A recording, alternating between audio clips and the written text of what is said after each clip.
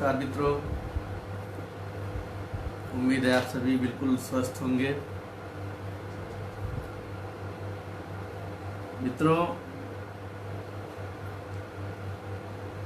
एक लाइन है, फैज अनवर फैज एक मशहूर शायर हुआ करते थे। उन्होंने एक लाइन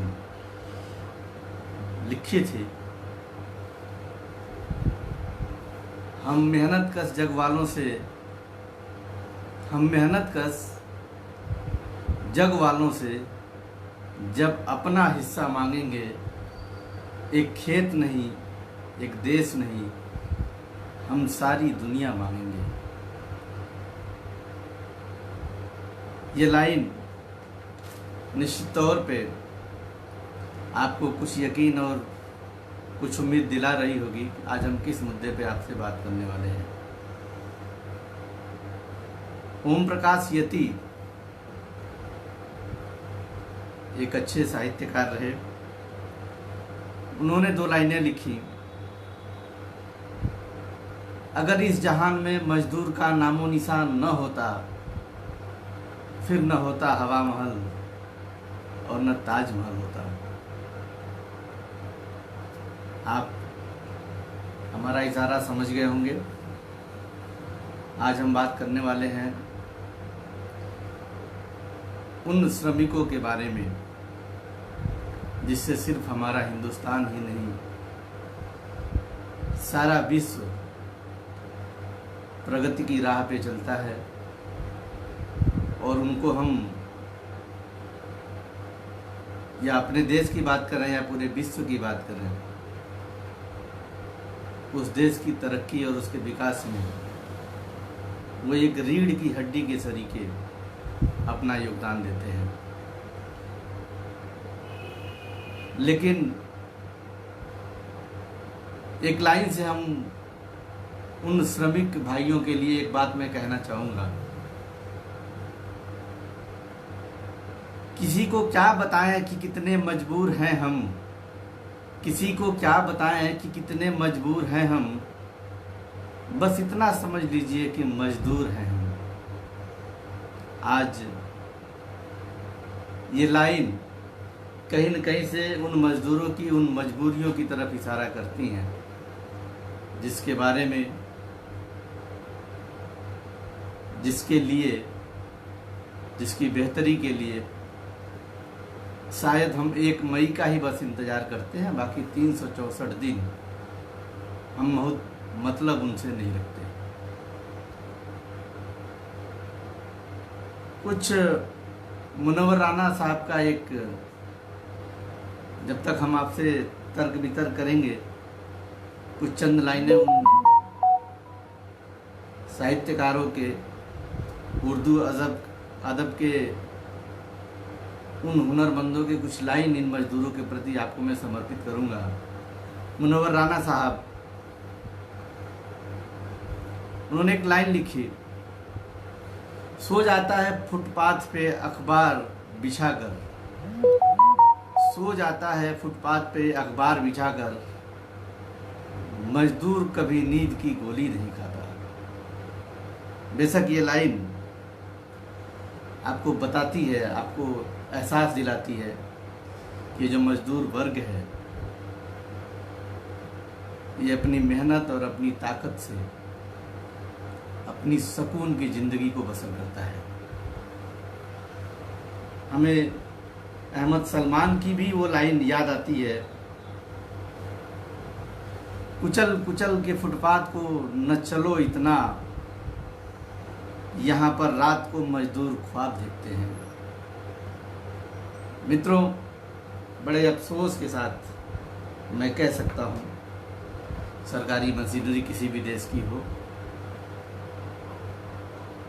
इन मजदूरों की हमेशा अनदेखी हुई है। हम उनके संघर्ष, उनके संकल्प, उनके योगदान को बिल्कुल भुला नहीं सकते, नकार नहीं सकते। निश्चित तौर पे आज जब हम उन श्रमिकों की बात करते हैं तो इस अंतर्राष्ट्रीय श्रमिक दिवस के इतिहास पे भी मैं जाना चाहूँगा और हमारे तमाम सारे व्यूअर्स हैं नौजवान साथी हैं उनको भी थोड़ी बहुत जानकारी होगी, और नहीं भी होगी तो मैं संक्षेप में कुछ इसके इतिहास के बारे में भी जानना चाहूँगा। शिकागो शहर अमेरिका का, जहाँ पर 1886 में 1886 में 1 मई और 4 मई के बीच में कुछ ऐसी बड़ी घटनाएं होती हैं जो इस 1 मई को, जो आज हम इस मौके पे आपसे बात कर रहे हैं, इस 1 मई को ऐतिहासिक बनाती हैं। आपको बता दें, श्रमिकों की एक मांग थी शिकागो में कि हमें 8 घंटे काम करने की मंजूरी दी जाए। हम हाड़ तोड़ मेहनत इतने घंटों करते हैं और मुझे लगता है कि ये हमारे शरीर के साथ अन्याय हो रहा है और हमें 8 घंटे ही ड्यूटी करने की एक आदेश जारी हो। और उस बात को लेके कुछ श्रमिक बैठक करते हैं और उसी बैठक में 3 मई को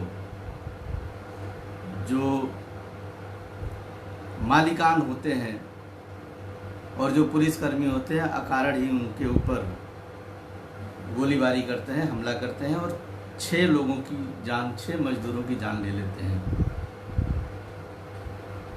4 मई को इस पे मजदूरों की एक मंत्रणा बैठती है और उस मंत्रणा में भी पुलिस और मालिकों के द्वारा बम फेंके गए, जिसमें 3 मजदूर और उनका एक सार्जेंट मारा गया। आगे चलकर कोर्ट ने कुछ लोगों को सजा दी, उनमें 4 लोगों को फांसी की सजा दी गई। उन चारों के नाम हैं अल्बर्ट पार्सन, जिन्हें फांसी दी गई, अल्बर्ट फार्सन, अगस्त स्पाइस, अडोल्फ फिशर और जॉर्ज एगल। इसके साथ ही 3 लोगों को उम्र कैद भी हुई थी, जिसे आगे चलकर जुडिशरी ने ये कहते हुए उनको बरी कर दिया कि जो इसके पूर्व में फांसी की सजा दी गई थी वह जज के द्वारा इन मजदूरों के खिलाफ व्यक्तिगत दुर्भाव से प्रेरित था। तब से लेकर आज तक इस प्रकरण ने, इस घटना ने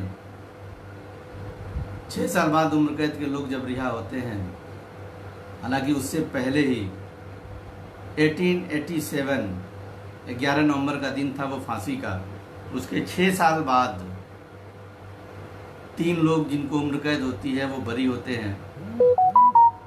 1890 से 1 मई को अंतर्राष्ट्रीय श्रमिक दिवस मनाना शुरू किया जाता है। मित्रों,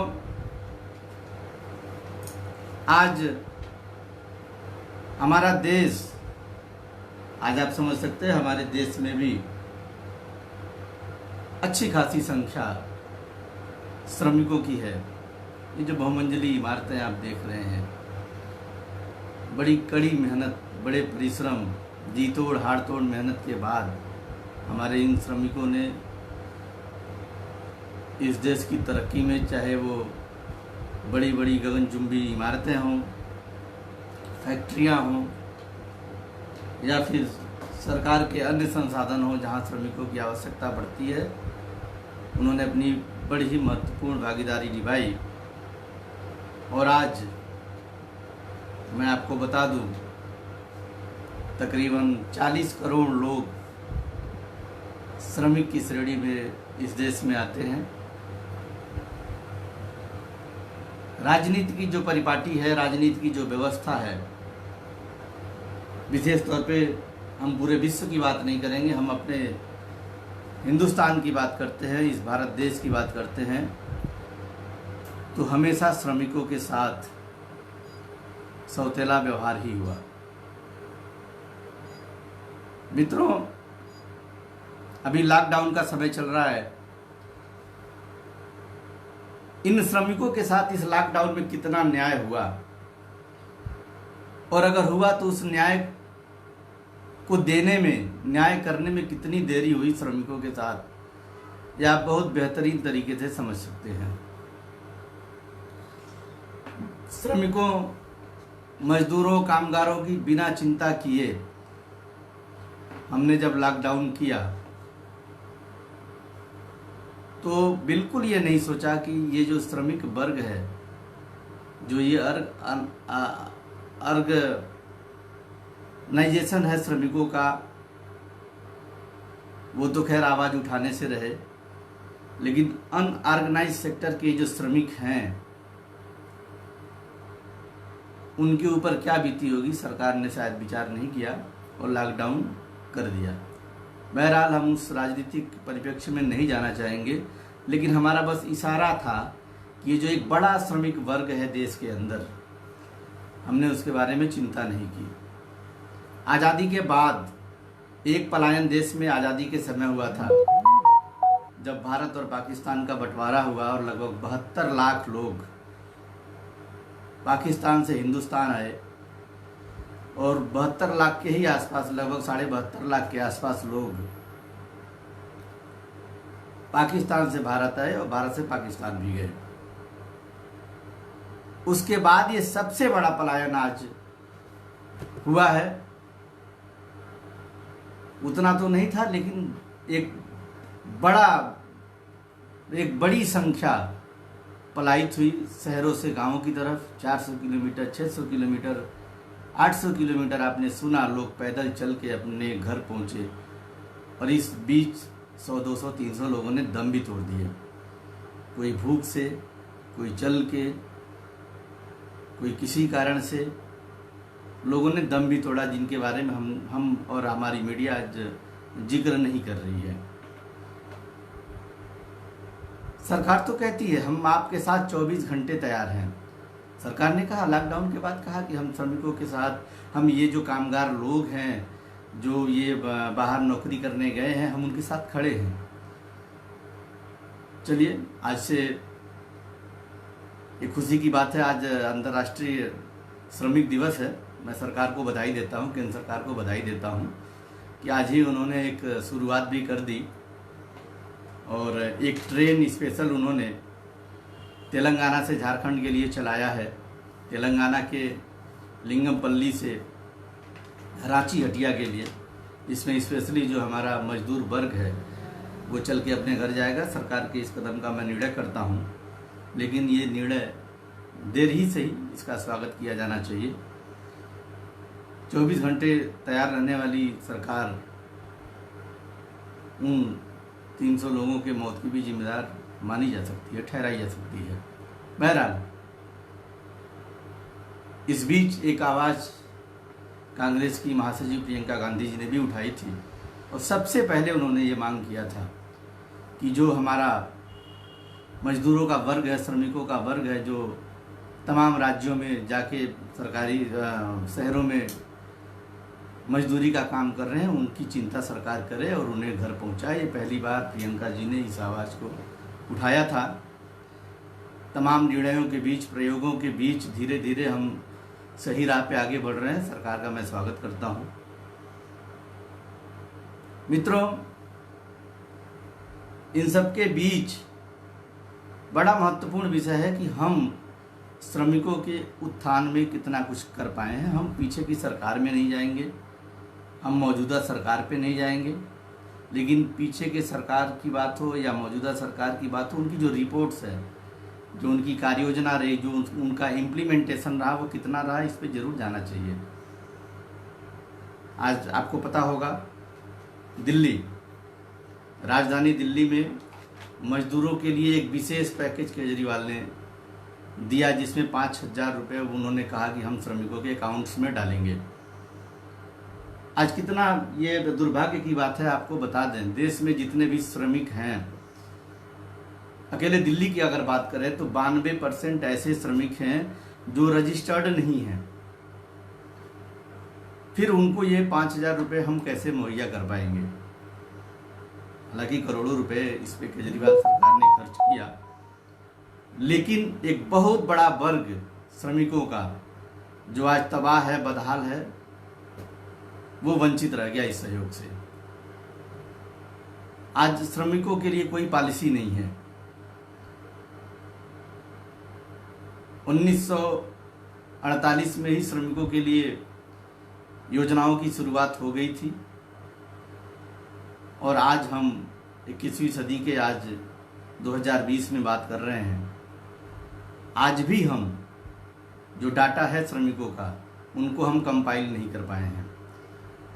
श्रमिकों को जब लाभ देने की बात आती है तो हम उनको ढूंढते रह जाते हैं, वो कहाँ हैं, कैसे मिलेंगे, किस हाल में मिलेंगे या नहीं मिलेंगे, और जो मिलते हैं क्या वो एक्चुअल पर्सन होते हैं या नहीं होते हैं।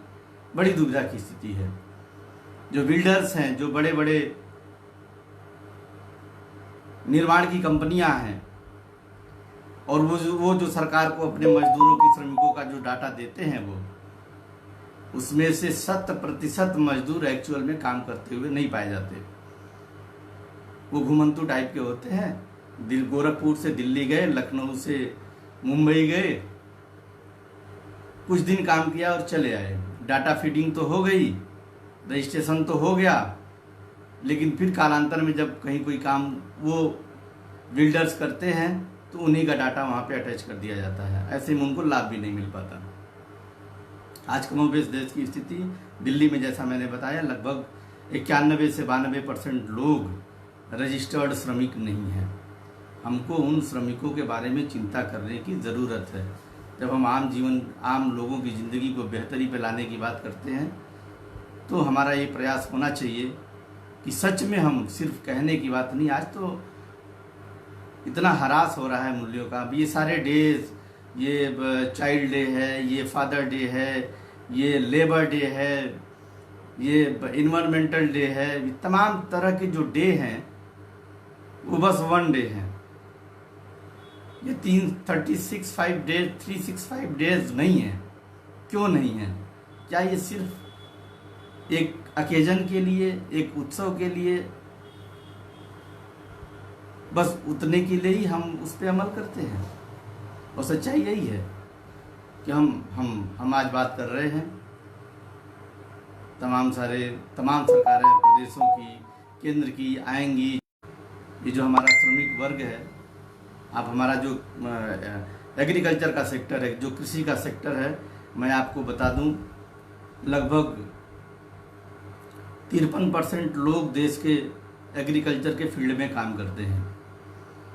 संगठित मजदूर हमारे हैं, कुछ आकस्मिक मजदूर। संगठित मजदूर जो वो मजदूर हैं जो किसी के लिए परमानेंट काम करते हैं, उनके श्रमिक के तौर पे काम करते हैं, उनको वेतन या जो भी उसका पारिश्रमिक होता है वो देते हैं। और एक हमारे आकस्मिक मजदूर हैं जो उनकी गारंटी नहीं है, वो अपने कमाने खाने के लिए कभी भी किसी के खेतों में काम कर रहे हैं या किसी निर्माण कंपनियों में काम कर रहे हैं, करके वो आ जाते हैं। लेकिन एक वर्ग और तीसरा वर्ग है जिसके बारे में मुझे लगता है तमाम देश के ऐसे राज्य हैं जहाँ पे ये प्रथा बहुत ज़्यादा है, वो है बंधुआ मजदूर।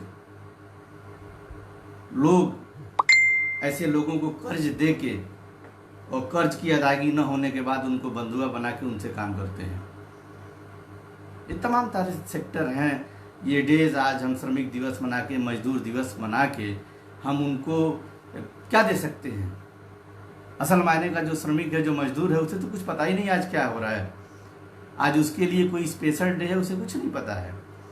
उसके लिए स्पेशल तो तब होगा जब उसकी गूंज और सही मायने के एक सहयोग और एक यूं कहूँ तो उसके जीवन को उठाने के लिए, उसके स्तर को उठाने के लिए एक प्रयास हो उस दिन में, तो समझ आए उसको कि हाँ, आज के लिए ये मेरा दिन बड़ा स्पेशल है।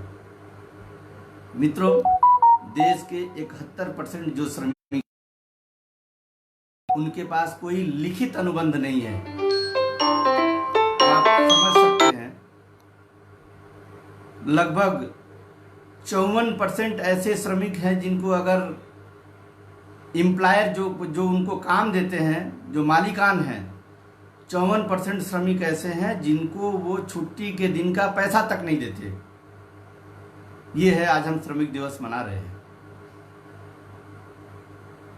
उन श्रमिकों में 13 करोड़ महिलाएं भी हैं। महिलाओं के साथ तो एक नहीं, तमाम तरह की समस्याएं हैं। आए दिन आप अखबारों में, टीवी चैनलों पे आप देखते हैं। ये श्रमिक दिवस की अवधारणा को हम कब पूरा कर पाएंगे, इसको कब सफल कर पाएंगे। मुझे लगता है कि इन सब विषयों पे सरकार को जागरूक होना चाहिए। और इस श्रमिक दिवस के अवसर पे एक बात मैं कहना चाहूँगा, एक प्रयास हुआ था यूपीए गवर्नमेंट के समय में, समय था वो 2005, उसको एक ऐतिहासिक वर्ष मैं मानूंगा। आप इसको कदाचित इस रूप में मत ले जाइएगा कि मैं कांग्रेस पार्टी का सिपाही हूँ, कार्यकर्ता हूँ, तो इस नाते अपनी उपलब्धि को भी गिना रहा हूँ यहाँ पे। लेकिन सही मायने में अगर आप इस पे विचार करिएगा तो 2 अक्टूबर 2005 को जो पहल हुई थी, देश के सदन में जो कानून पारित हुआ था नरेगा, उस कानून ने बहुत हद तक श्रमिकों के जीवन स्तर को उठाने का काम किया। लेकिन धांधली से, भ्रष्टाचार से यह नरेगा भी अछूता नहीं रहा। हमारा हिंदुस्तान है, कहते हैं आप सब तमाम हमारे रूरल एरिया के व्यूअर्स भी हैं, हिंदुस्तान जुगाड़ का देश है, वो टेक्निक का देश है, टेक्निक से काम करते हैं। तो वो भ्रष्टाचार में भी टेक्निक अपना लगा देते हैं। वो चाहे उनके अकाउंट में, श्रमिकों के अकाउंट में नरेगा का पैसा जाता है, बड़े प्यार से वो उसको निकालने का तरीका भी होता है। तो मौजूदा सरकार या फिर कालांतर में अन्य जो सरकारें हैं, राज्य की जो सरकारें हैं, वो इस पे गौर करें, ध्यान दें, ताकि उन श्रमिकों को उनका अपना जो हिस्सा है, जो उनकी कमाई है, हाड़ तोड़ जो मेहनत वो करते हैं, उनका पूरा पारिश्रमिक उनके खाते में जाए। ऐसे में मैं कह सकता हूँ नरेगा एक बड़ी स्कीम थी। 2 फरवरी को 2006 में इसकी विधिवत शुरुआत जो है आंध्र प्रदेश के बांदावाली जिले में अनंतपुर एक गाँव था, वहाँ से इसकी शुरुआत हुई थी। और उसी वर्ष लगभग 200 जिलों को नरेगा के साथ जोड़ा गया और 2007-08 में भी लगभग 130 गांवों को नरेगा से जोड़ा गया। और आगे चलकर 2009 में 2 अक्टूबर के दिन ही इसका नाम नरेगा से करके मनरेगा, महात्मा गांधी के नाम से इसको जोड़ दिया गया। मैं ये कह सकता हूँ आज ये विश्व स्तर की संस्थाओं ने भी इस बात को कोट किया है कि भारत सरकार के द्वारा विश्व स्तर पे रोजगार देने का जो सबसे बड़ा जो इंस्टीट्यूशन है, हम इसको इंस्टीट्यूशन नहीं कहेंगे लेकिन उसको इंस्टीट्यूशन के रूप में देखते हैं, जो सबसे बड़ी संस्था है, जो सबसे बड़ी पहल है, वो मनरेगा है, जिसने करोड़ों लोगों को रोजगार दिया। एक दूरगामी प्रयास यूपीए 1 की सरकार का यह था और निश्चित तौर पे इसमें 100 दिन के काम की जो गारंटी दी गई, वो इन श्रमिकों के जीवन स्तर को उठाने का एक बेहतरीन प्रयास था। मित्रों, आज जरूरत है कि हम उन हर वर्गों को, हम भीख नहीं दे रहे हैं, ये सरकारें भीख नहीं देती हैं, ये जो सहयोग कर रही हैं, इन सहयोग के 100% हिस्से को बिना कटौती के लाभार्थियों के हिस्से में जाना चाहिए। इसका प्रबंध उन राज्य सरकारों को करना होगा और केंद्र सरकार को भी इसकी मॉनिटरिंग करनी होगी। अभी बमुश्किल इस कोरोना के जो ये पेंडेमिक है, इसमें उत्तर प्रदेश सरकार ने भी 6,000 करोड़ से अधिक का पैकेज मनरेगा के कर्मियों को दिया है, लेकिन वो भी खून के आंसू रुला के दिया है। इतने दिनों से मनरेगा के कर्मियों का भुगतान बाकी था। हालांकि जो नियम है वो ये है कि 15 दिनों के अंदर हम उन मनरेगा कर्मियों का भुगतान उनको कर दें। मित्रों, आज मनरेगा कर्मियों की जो बात मैं कर रहा हूं, उस पर सिर्फ पुरुष वर्ग ही आच्छादित नहीं था। उसमें एक शर्त ये भी थी कि 33% महिलाओं को भी उसमें जोड़ा जाए। और ये एक नियम है, 33% महिलाओं को भी उसमें काम दिया जाता है। इस तरह से एक चीज़ पे मैं इस निर्णय पे हूँ जिसको अंतर्राष्ट्रीय संस्थाओं ने भी मान्यता दी और इसका समर्थन भी किया, और इस पे भारत के सरकार को, तत्कालीन सरकार को धन्यवाद भी दिया था। निश्चित तौर पे एक बहुत बड़ा प्रोजेक्ट जो आम आवाम को, गरीबों को, श्रमिकों को उठाने की थी, वो भारत सरकार ने की। ऐसी तमाम तरह की योजनाओं को हम इस सरकार से भी उम्मीद करेंगे कि वो भी तमाम तरह की योजनाओं को लेके आएँ। मित्रों, अब मैं एक इंटरेस्टिंग मुद्दे पे बात करूंगा। बात करने से पहले तमाम सारे हमारे साथी जुड़े हुए हैं, मैं सभी का अभिवादन करता चलूं। भाई गोस्वामी अजीत गिरी जी, नमस्कार भाई, आप सब हमसे जुड़े। पीयूष गर्ग जी हमारे अभिन्न मित्र हैं पुणे महाराष्ट्र से, भाई पीयूष भाई नमस्कार। तवारक हुसैन जी नमस्कार भाई। विकास दुबे जी, आज़ाद कुमार सच्चिदानंद जी नमस्कार। मिश्रा जी दैनिक जागरण के पत्रकार हैं, युवा कलमकार हैं। भाई शैलेश पांडे जी नमस्कार। पांडे जी, आप भी पत्रकार जगत के एक महत्वपूर्ण हस्ताक्षर हैं महाराजगंज जनपद में। तुफैल खान साहब नमस्कार। हमारे छोटे भाई बीसू मिश्रा जी होनहार नौजवान हैं, नमस्कार भाई मिश्रा जी। धनंजय मिश्रा जी पेशे से इंजीनियर हैं, हमारे छोटे भाई की तरह से नमस्कार मिश्रा जी। अंगूर पांडे जी, आप सभी को नमस्कार। दीपक ओझा जी, भाई शिवम ओझा जी, आप दोनों भी एक कर्मठ और यूं कहूं तो सजग नौजवान हैं। एक महत्वपूर्ण बिंदु पे मैं कहना चाहूँगा, आज हम श्रमिक की बात कर रहे हैं, लेकिन श्रमिकों के हालात को हम किन्हीं दूसरों से जोड़ना चाहते हैं। आज हमारे यहाँ जो व्यवस्था है, देश की तरक्की की जब बात होती है तो जो हमारा इनकम है, जो हमारा आय है, जो हमारी कमाई है, धनार्जन के जो हमारे साधन हैं, उस पर बहुत कुछ निर्भर करता है हमारे देश की तरक्की, हमारे परिवार की और हमारे व्यक्तिगत हमारी तरक्की। दो तरह की मैंने एक चीज़ महसूस किया। एक एक्चुअल लेबर, जो सही मायने के श्रमिक हैं, एक्चुअल लेबर, ये मेरा कैटेगराइजेशन है, ये किसी ने उसको नहीं किया है। दो तरह को मैं श्रमिकों के रूप में आज मैं देख रहा हूँ, बड़ा हास्यास्पद है और आप भी इसको समझ सकते हैं। एक वो एक्चुअल लेबर जिनकी बात मैं अभी तक करता आ रहा था, और दूसरे वो हैं जो लेबरिंग नेचर हैं, जो प्रकृति में, देखने में, हाव भाव में, तरीकों में वो लेबर है।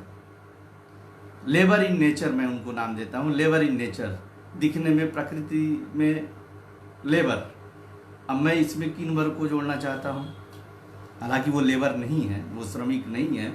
आज हम आधिकारिक रूप से श्रमिकों का ये दिवस है, उनको मैं अपनी शुभकामनाएं प्रेषित करता हूँ और उनको सलाह देता हूँ कि जब समय आए तो आप अपनी ताकत का एहसास देश को कराइए। ये जो लेबर इन नेचर हैं, उनको मैं जोड़ना चाहूँगा। ये वो नौजवान, वो कर्मचारी जो हमारे शैक्षणिक संस्थानों से जुड़े हुए हैं, हमारे छोटे मोटे लघु उद्योगों से जुड़े हुए हैं, किसी कंपनी से जुड़े हुए हैं। एक सेक्टर पे बात करता हूँ जो हमारी शिक्षा व्यवस्था है, एजुकेशन। आज मैंने इसकी अनुभूति व्यक्तिगत तौर पे की है, मैं इस लाइफ को भी प्रैक्टिकली मैंने जिया है, मैंने महसूस किया है।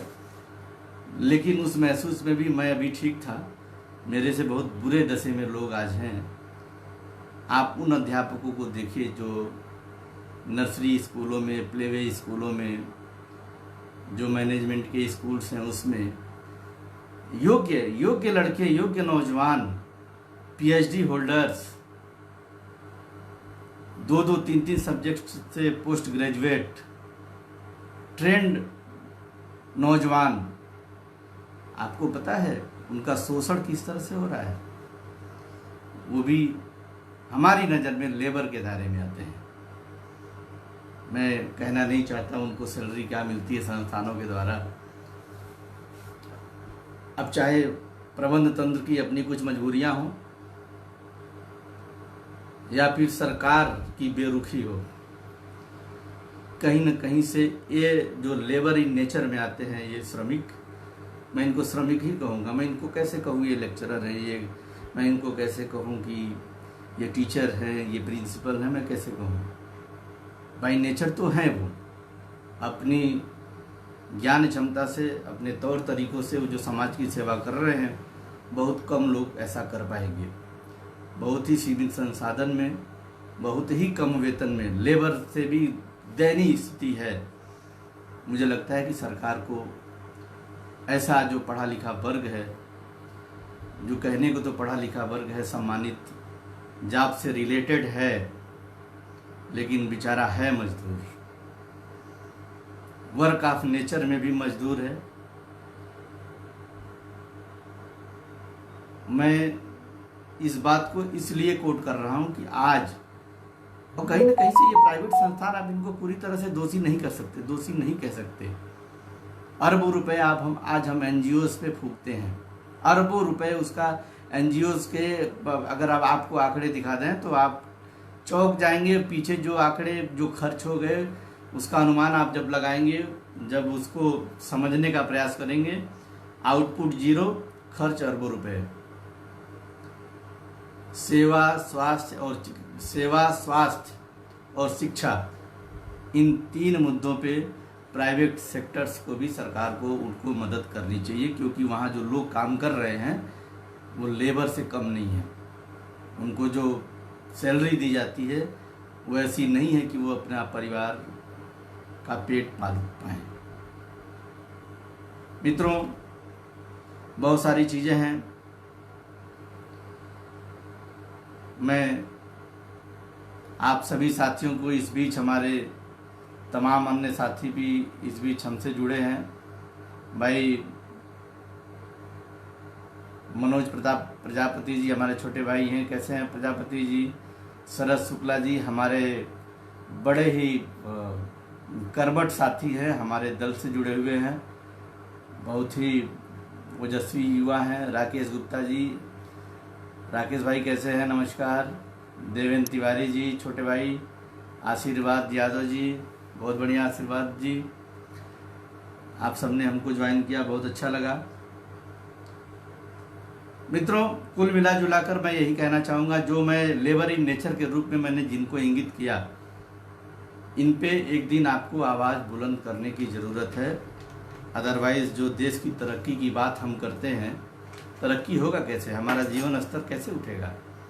हम उस लायक है ही नहीं हैं, हमारे पास धनार्जन उतने हो नहीं रहे हैं, तो हम कैसे अपने आप को तरक्की की मुहाने पे लेके जा पाएंगे?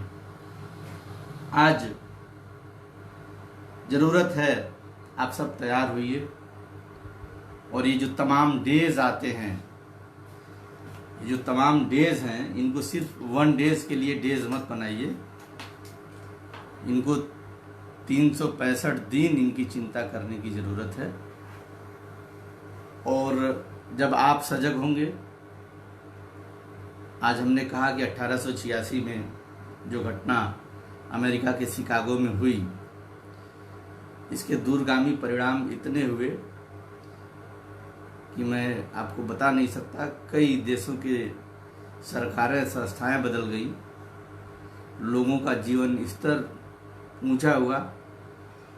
तो आज हमें भी ज़रूरत है उन तमाम मुद्दों पे बात करने की, कि हम उन सभी मुद्दों पे मुखर हों, अपनी डिमांड सरकार के सामने रखें और देश की तरक्की में भागीदार बने। अपने दल की तरफ से आज मैंने एक बात मैं कहना चाहूँगा। आज मैंने न्यूज़ 18 में एक रिपोर्ट आज पढ़ी, और उस रिपोर्ट को पढ़ के अमल करने की ज़रूरत नहीं थी, वो मेरे भी दिमाग में था लेकिन ध्यान में नहीं था। न्यूज़ 18 की एक रिपोर्ट में आज उत्तर प्रदेश कांग्रेस के अध्यक्ष अजय कुमार लल्लू जी का एक स्टोरी उस चैनल ने रिलीज़ की है। और अजय कुमार लल्लू जो शुद्ध रूप से एक श्रमिक थे, उनकी जो जी तोड़ मेहनत, हाड़ तोड़ मेहनत, उनकी स्टोरी जो आज न्यूज़ 18 ने ब्रेक की थी, मैंने भी आज देखा, सुना, उसको पढ़ा। अच्छा लगा। आप भी जहाँ भी हैं, जिस भी हैसियत में हैं, उससे ऊपर उठने के लिए संघर्ष करिए। एक न एक दिन आप भी तरक्की की राह पे आगे बढ़ेंगे। इस उम्मीद के साथ आप उठिए कि निश्चित तौर पे आप उसे अचीव करेंगे, और आपकी मेहनत और लगन में निश्चित तौर पे उतना कुछ जरूर मिलेगा जिससे आपका समाज आपसे गौरवान्वित होगा। और उसमें बेहतर सबसे अच्छी बात ये होगी कि आप दूसरों को उसका अधिकार दिला पाएँ। इससे बेहतर कुछ नहीं है। आज ज़रूरत है अंतर्राष्ट्रीय मजदूर दिवस के इस अवसर पे आप उन गरीब मजदूरों को, उस गरीब आवाम को, उन श्रमिकों को जो आपके लिए आलीशान बिल्डिंगें खड़ा करते हैं, जो आपके लिए हर कदम आपके राह को सुगम करते हैं, आप उनके हक हुकूक की लड़ाई जहाँ भी हैं लड़िए और उनका शोषण मत करिए। अगर कहीं शोषण होता है, हम उम्मीद करते हैं हमारे तमाम सारे व्यूअर्स, आप हमेशा लोगों को सही राह दिखाते हैं। आप उनके हक के लिए आप खुद मुखर होइए और सरकार को भी सचेत करिए, उनको भी जगाइए। जिसको जिसका जो अधिकार मिलना चाहिए उनको वो अधिकार हम दें। आज मुझे अफसोस हुआ, एक चीज़ मैंने देखा, योगी आदित्यनाथ जी महाराज उत्तर प्रदेश के मुख्यमंत्री, पहल अच्छी लगी। उन्होंने सबसे पहले कोटा राजस्थान से हमारे स्टूडेंट्स को, जो तमाम परिवारों से, दूर दराज के परिवारों से जाके वहाँ पढ़ाई करते हैं, उनको बुलाने का प्रयास किया। अन्य सरकारों ने भी किया। लेकिन तकलीफ इस बात की हुई कि जो ये हमारा कमज़ोर वर्ग है, जो ये श्रमिक वर्ग है, उसको सोचने में हमको एक नहीं सैकड़ों दिन लग जाते हैं। जब चिंता करने की बात आती है, मैं कह सकता हूँ दावे के साथ, वो जो छात्र जहाँ पढ़ रहे थे कुछ न कुछ अच्छी स्थिति में जरूर रहे होंगे, लेकिन वो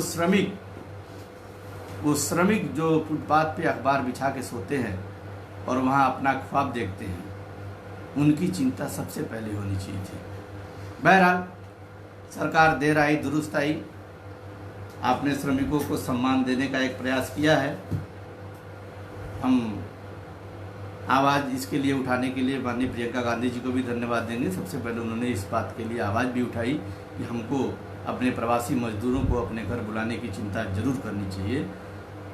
आप सबने अपना कीमती समय निकाला। इस बीच हमारे कुद्दूस अली भी जुड़ गए हैं। भाई कुद्दूस जी, प्रमोद मौर्य जी, आप सबको, जितने भी साथी हमारे जुड़े हुए हैं, हम आप सभी को नमस्कार करते हुए, धन्यवाद देते हुए उम्मीद करेंगे कि आप कमज़ोर वर्ग की बेहतरी के लिए, उसको उठाने के लिए, उसके ऊपर हुए जुल्म के लिए आप खड़े होइए, उसको सहयोग करिए और आप देश को तरक्की की राह पे ले जाने के लिए इस विषय पे कृत संकल्पित होइए कि हमें अपने साथ जुड़े कमज़ोर लोगों को मजबूत बनाना है। इन सब बातों के साथ आप सबने अपना समय दिया, कीमती समय दिया। मैं सभी को नमस्कार करते हुए अपनी बात ख़त्म करता हूँ। जय हिंद, जय भारत।